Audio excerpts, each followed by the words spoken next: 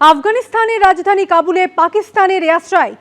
কাবুল, কান্দাহার ও পাকতিয়া প্রদেশে বিমান হামলা চালিয়েছে পাক সেনা। তবে কেউ হতাহত হয়নি এমনটাই জানিয়েছেন আফগানিস্তানের সরকারি মুখপাত্র। শুক্রবার ভোররাত থেকেই কাবুল জুড়ে বিস্ফোরণের শব্দ শোনা গিয়েছে। দুই দেশের মধ্যে বাড়তে থাকা অশান্তির মধ্যে গতকাল পাক আফগান সীমান্তে আক্রমণের কথা জানায় তালিবান সরকার।